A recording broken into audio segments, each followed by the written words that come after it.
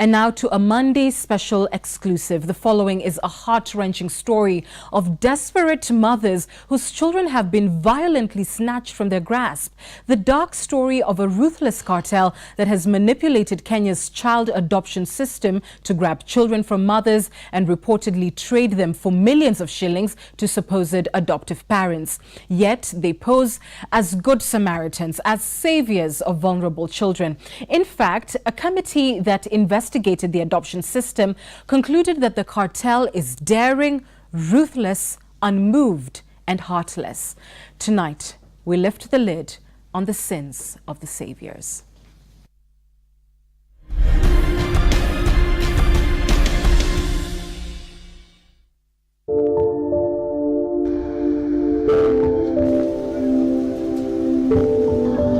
May 2014. A mother so poor to afford giving birth in a hospital is left to her own devices.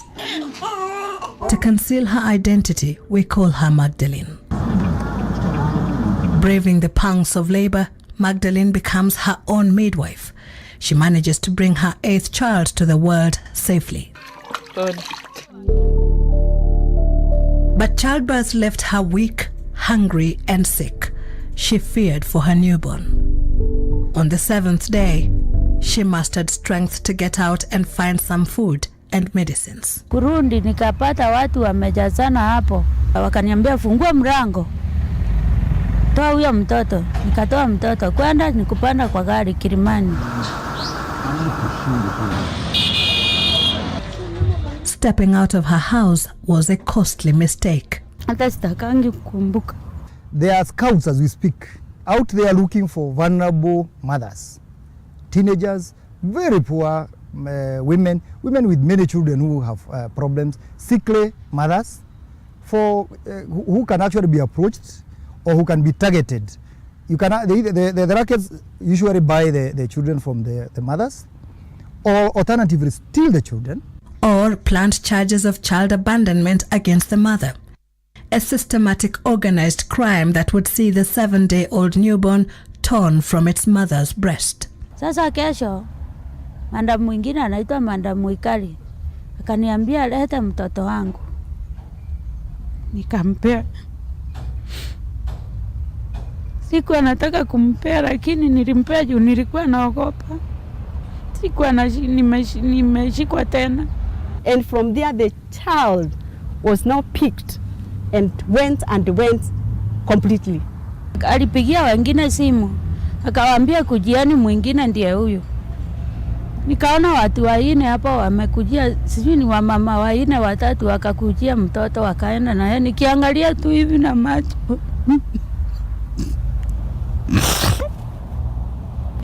Kiangalia tu hivi na macho.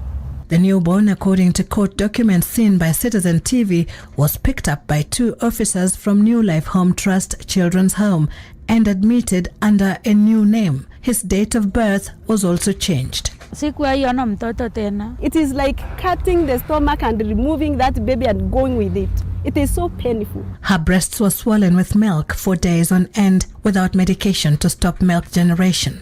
Counselors believe the newborn also suffered immense mental stress and trauma after he was forcefully separated from the mother. She was eventually taken to court after 4 days in custody. Kwenda vyenye niliulizwa kotini. Niliambiwa nimestakiwa kutesa mtoto na kutupa. Nikasema ni uongo. Ndio nikatumwa Rangata. Kutumwa Rangata siku 14. Despite the charges, the law expressly prohibits separation of a child from their mother up to the age of 4 while the mother is in custody, remand, or jail. Nikawaambia mimi siwezi endelea na kesi bila kupewa mtoto. Nikaambiwa hiyo haiwezi zuia uendelee na kesi. She was sent back to remand for another 14 days. This was done repeatedly until 6 months lapsed. She was then released to serve her sentence in the community. By the time she is through with remand, 6 months or more so later, the kid is already offered for adoption. 6 months is the required minimum legal period before children are placed for adoption.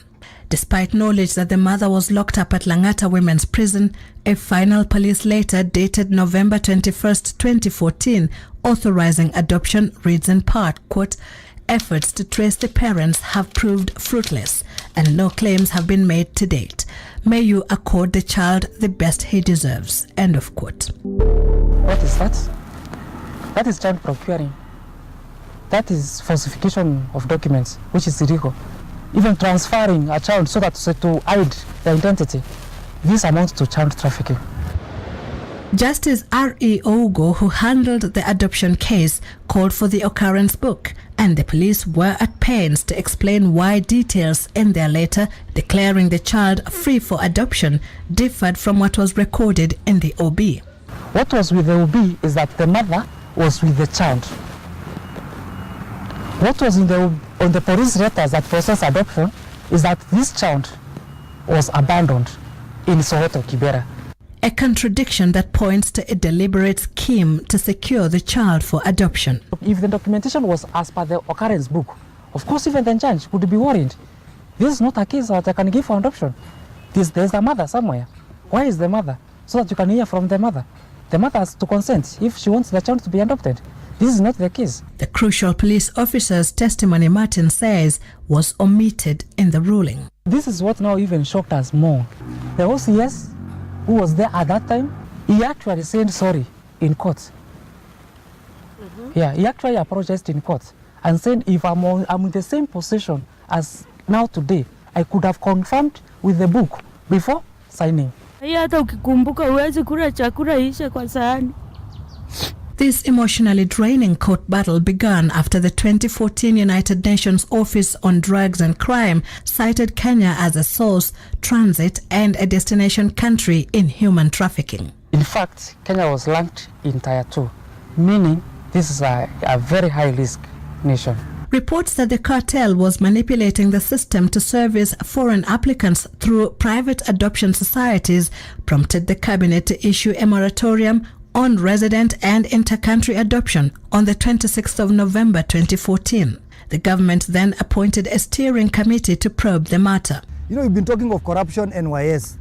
I think we have a bigger scandal where our vulnerable children have actually become sugar, they have become maize, they have become vehicles, they have become items to be traded, and foreigners are actually queuing to buy our kids. A complex cartel is trafficking children through adoption, according to the report of the steering committee seen by CitizenTV. The dirty tricks employed by the cartel prompted the committee to note in its report, quote, they are daring, ruthless, unmoved, and heartless, end of quote. The report, dated December 2017, has since been handed to President Uhuru Kenyatta. They are doing all sorts of tricks. Lawyer Samuel Gashigi learnt of the cartel's operations as a member of Parliament's Labour and Social Welfare Committee. The information we got when I was a member of that committee is that money ranging between 6 and 10 million shillings changes hands for one kid to be adopted out of the country. According to the report, the cartel involves scouts who mark potential targets in the community, hospitals where babies can be stolen, the police who record the matters, the children's homes who hoard pre-selected children, the adoption societies who facilitate the adoption, officials in the children's department, and ultimately the courts. Originally, children's homes were established by genuine philanthropists, good Samaritans, who found children abandoned and they wanted to take care of them. Then after some time, people came looking for children to adopt. After some time, the number of the applicants increased. Queues formed. Rackets started forming. The appetite for children to adopt is insatiable. It has been noted that local adoption societies are under pressure to meet the demand from their counterparts abroad. Currently, the number of children available for adoption is far below the number of applicants. For every child available for adoption, we have 6 parents who have been assessed and approved to adopt such a child. That ratio excludes foreign applicants. Coincidentally, Magdalene's other baby was declared free for adoption the very day the moratorium was imposed. All through she thought that the child was with the father. Unfortunately, where she took that child to, the child had been taken to a home. Separated from her husband and with another mouth to feed, Magdalene had taken the then 1-year-old child to his uncle, expecting he would be taken to the father. However, police documents filed in court indicate he was rescued by a Good Samaritan and was subsequently admitted to the same home as his baby brother and processed for adoption by the Little Angels Network after 6 months of stay. Majority of children's homes are just sources of chattels called children. In the many children's homes that have been closed in the recent years, we have found out more than 90% of these children are families, and we have reunified them. Majority were reunified within a span of 1 year. The baby was about to fly out with his new Swedish parents when the committee appointed to investigate the link between adoptions and child trafficking in Kenya ordered a review of all applications for resident and inter-country adoptions. At the time, 206 cases of adoption were in the pipeline, 118 of which were being processed by the Little Angels Network, 65 by the Kenya Children's Home Society, and 23 were from the Kenyans to Kenyan Peace Initiative. The government-owned adoption agency, the Child Welfare Society of Kenya, was tasked with tracing the families of the frozen applications. Subsequently, the children were saved from the jaws of the cartel.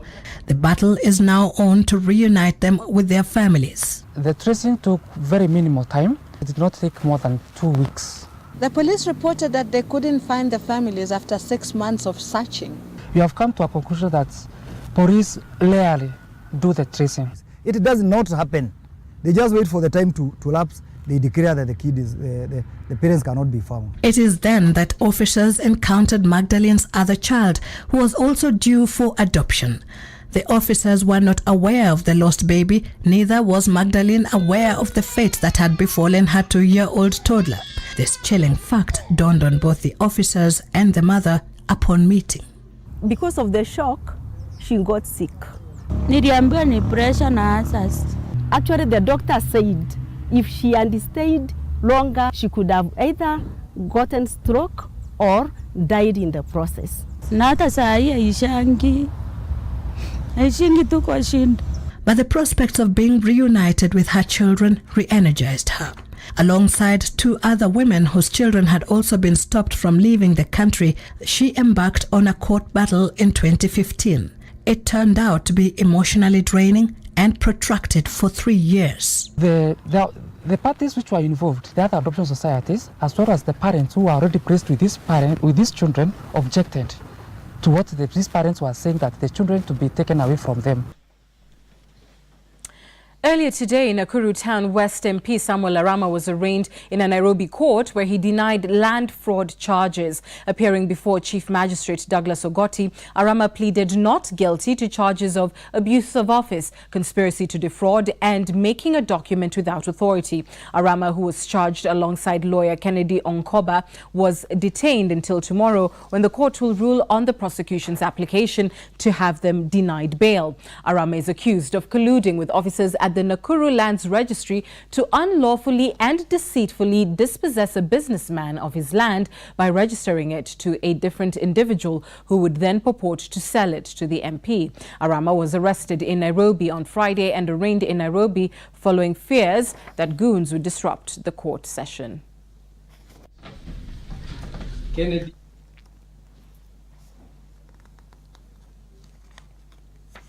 And now to a Monday special exclusive. The following is a heart-wrenching story of desperate mothers whose children have been violently snatched from their grasp. The dark story of a ruthless cartel that has manipulated Kenya's child adoption system to grab children from mothers and reportedly trade them for millions of shillings to supposed adoptive parents. Yet they pose as good Samaritans, as saviors of vulnerable children. In Biological parents, she wasn't fully persuaded that it was the best interest of the child in the case of her toddler. She says, quote, "The applicant having abandoned him once before, it is not entirely unfathomable that she would do so once again." End of quote. The same day, Judge Ogo also delivered a ruling on the case of the infant. stating that the biological mother, Magdalene, is by now a total stranger to the child in question. She went on to state, "In my view, uprooting the child from the current home environment and the only family he knows to another place faced with strangers is not in the child's best interest." We are in shock. Actually, we are in denial that these are not the ruling. Huyu nimezaa juzi, sinaona nimemlea, ni mtoto anatembea sahi, au ndio nitashindwa na kulea? She couldn't bear to hear the ruling and was hiding in the toilet when it was read out. The case of her friend, a young grandmother who had also suffered a double blow, had just been read. I wish that judge who ruled that case is listening to me. She denied me the love of my own child. And I remember one day in court she assured me that she's a mother. What kind of a mother is that? Who could rule a Kenyan child to go to another country? I don't know which country.